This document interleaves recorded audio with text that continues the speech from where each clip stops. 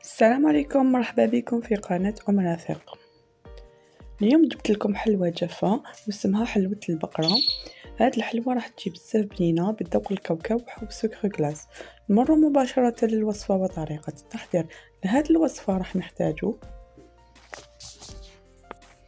نجيبو الغيسيبيون راح نخدمو فيه، نديرو فيه كاس سكر غلاس ولا سكر ناعم. هنايا السكر غلاس لازم نغربلوه باش ما يشكلناش هادوك الحبيبات ديالو ويدوب معانا. بعد ما غربلت كامل السكر غلاس تاعي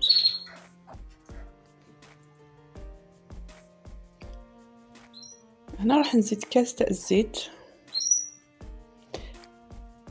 نخلط كامل هذاك السكر مع هذاك الزيت، نزيد معاهم 4 حبات بيض ونخلطوا كامل هذوك المقادير حتى نحسوا السكر داب معانا ونحسوا المقادير كامل هذيك اندمجت. نزيد ندير معاهم كاس كاوكاو اللي كنت حمصته ونزيدو نخلطو كلش هذاك حتى يدخل هذاك الكاوكاو مع هذاك السكر والبيض والزيت حتى نحسوا الخليط تاعنا ولا ثقيل.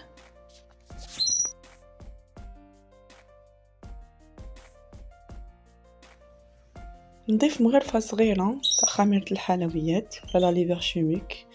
هنا لازم ديري مغرفه صغيره، ديري كميه صغيره تاع لا ليفر شوميك باش الحلوه ديالنا ما تتنفخناش في الفوق. نكملوا نخلطوا كامل هذوك المقادير، نضيفوا معاهم كيس فانيليا ولا لافاني،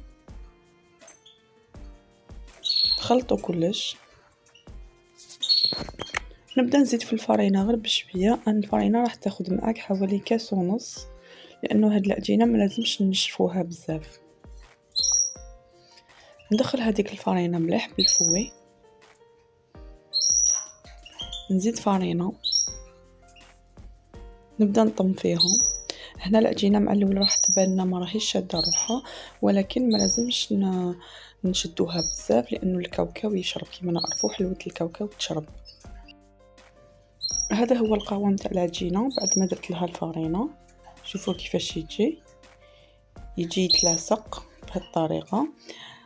نغلفوا الغيسيبيون تاعنا ونخلوها ترتاح 30 حتى لساعه حتى نحسوا العجينه تاعنا شدت روحها ملاح. هذيك العجينه كيفاش ولات بعد ما خليتها ريحت 30 دقيقه.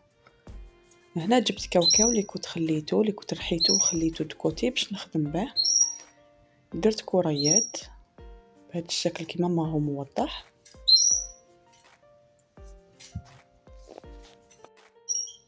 جبت البلا تاعي اللي يدخل الفوق، شكلتهم بهذا الشكل. جبت بوشون تقبت كامل هذيك الحلوه في الوسط. هنا لازم نتقبوها، لهذا يسموها عين البقره. راح نعمروها مع الاخر بالمعجون، وكان اللي يحب يعمرها بالشوكولا وتبقى اذواق. بعد ما تقبت كامل الحلوه تاعي دخلتها للفوق. كي دخلتها للفوق حسيتها طلعت شويه، عاود جبت بوشون زدت تقبتها باش نهبط لها داك النفخ.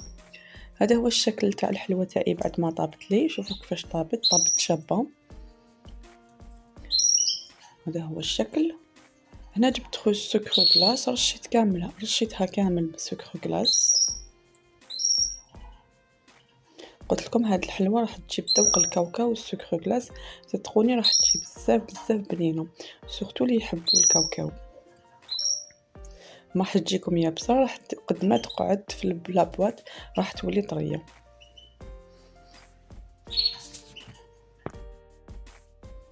ولا عجبوكم الوصفات اللي راني ندير فيهم ما تنساوش تعطوني رايكم في لي كومونتير.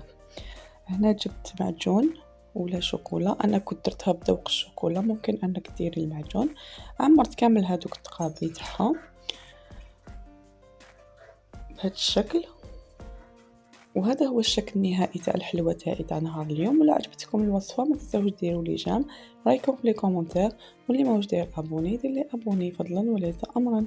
السلام عليكم، على بروشين.